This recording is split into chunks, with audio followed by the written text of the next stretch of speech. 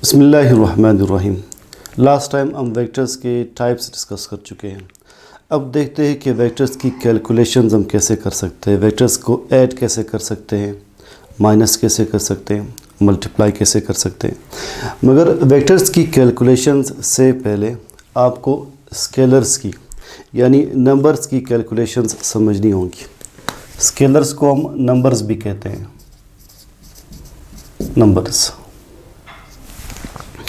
अगर आपने किसी भी दो नंबर्स को ऐड करना हो, लाइक 8 + 16 = 14, कोई स्पेसिफिक रूल अप्लाई नहीं किया।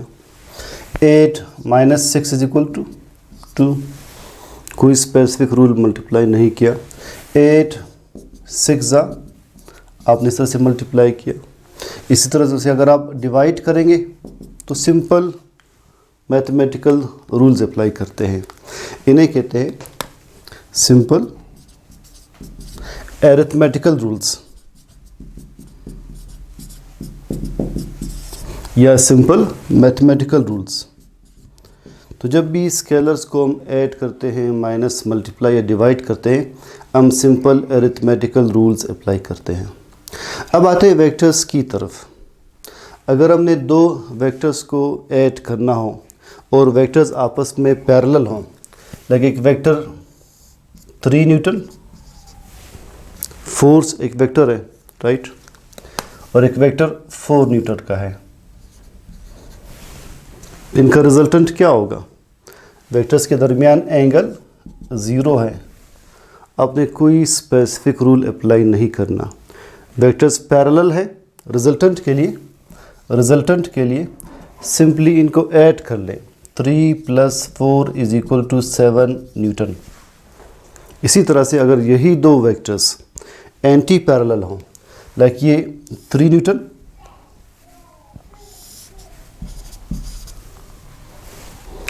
4 न्यूटन इसके एंटी पैरेलल, लाइक दिस। अब आपने रिजल्टेंट मालूम करना है। सिंपली 4 से 3 माइनस कर लें। 4 - 3 = 1 न्यूटन। कोई head to tail rule apply नहीं किया। साथ ही आपने देखा मैंने 3 न्यूटन की लेंथ थोड़ी कम रखी है, 4 न्यूटन की ज़्यादा रखी है।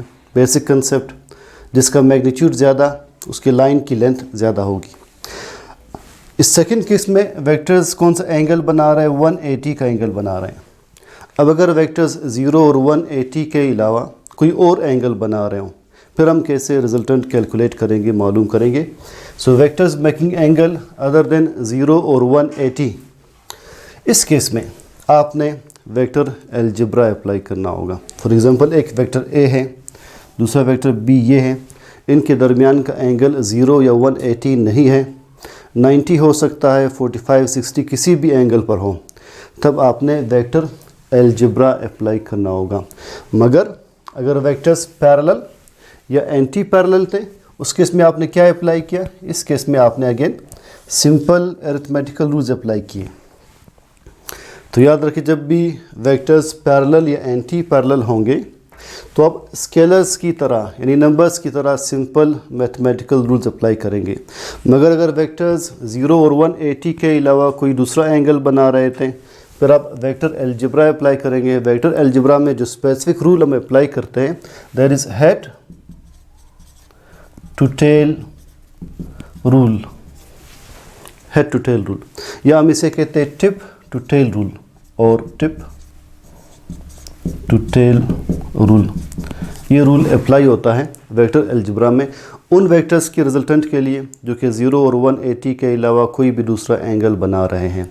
अब अगर आपसे कहा जाए ए और बी को ऐड कर लें, तो इनको आप दो मेथड्स से ऐड कर सकते हैं by head to tail rule. एक मेथड को कहते हैं ट्रायंगुलर मेथड ऑफ एडिशन। से आप वेक्टर ए को ड्रॉ कर लें,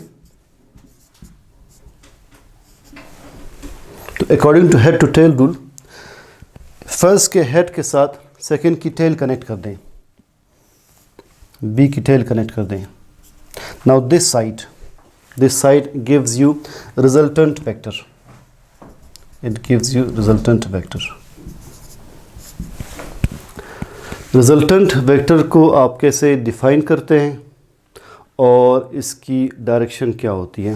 देखिए resultant vector is equal to vector A plus B. आप इसे इस तरह डिफाइन कर सकते हैं कि resultant vector is a vector whose effect is equal to the combined effect of all the vectors to be added। देखिए यहाँ पर डेफिनेशन लिखी है, resultant vector a vector whose effect is equal to the combined effect of all the vectors to be added is resultant vector। What is the direction of resultant vector? इसकी direction हमेशा from the tail of first to the head of last vector होगी। Last second हो सकता है, third हो सकता है, fourth हो सकता है। अब इस मेथड में आप देख सकते हैं ए और बी के दरमियान एक ट्राइंगल सा बन रहा है, इसे हम कहते हैं ट्राइंगुलर मेथड ऑफ एडिशन। इसी में आप एक और मेथड भी अप्लाई कर सकते हैं, उसे कहते हैं पैरेललोग्राम मेथड ऑफ एडिशन। उस केस में आपने उन्हीं दो वेक्टर्स को पहले इस तरह से कनेक्ट करना है, ए के टेल के साथ बी की टेल कनेक्ट कर दें,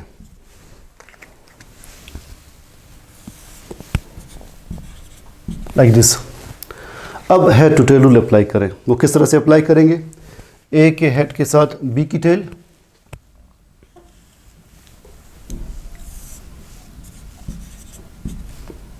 और बी के हेड के साथ ए की टेल।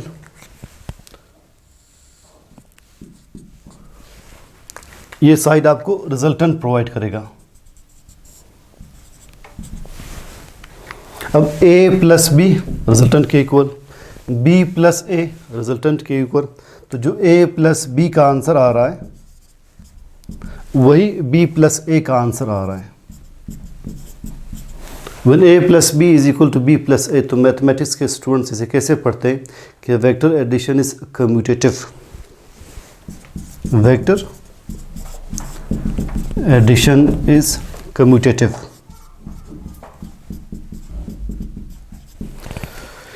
इसमें जो आपके सामने शेप बन रही है, इस शेप को हम चूंकि पैरेललोग्राम कहते हैं, so this method is called parallelogram method.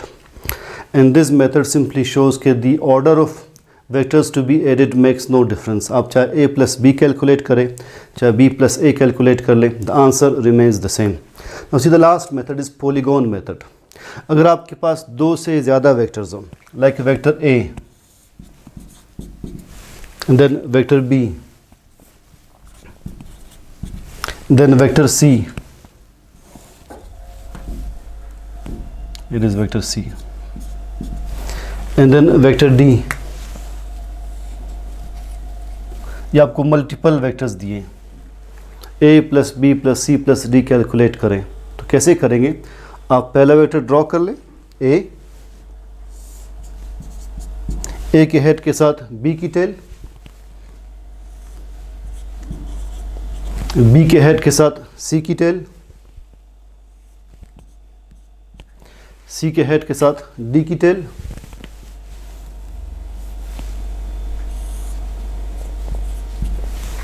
अब ये side, this closing side, it gives you the resultant vector. इसे मैं रेड से शो कर लेता हूँ, this would be resultant vector. Resultant is a vector whose effect is equal to the combined effect of all the vectors। इसकी direction क्या होगी? From the tail of first to the head of last vector। और चूंकि यहाँ पर shape क्या बन रही है, एक मैनी साइडेड शेप बन रही है, इस शेप को कहते हैं पॉलीगॉन। तो दिस पॉलीगॉन मेथड। ये है दो वेक्टर्स को ऐड करने के डिफरेंट पॉसिबल मेथड्स। अगले लेक्चर में हम डिस्कस करेंगे कि वेक्टर से वेक्टर को आप सब्ट्रैक्ट कैसे कर सकते हैं, वेक्टर को रिजॉल्व कैसे कर सकते हैं। सी यू देन इंशाल्लाह। Take care. अल्लाह हाफिज़।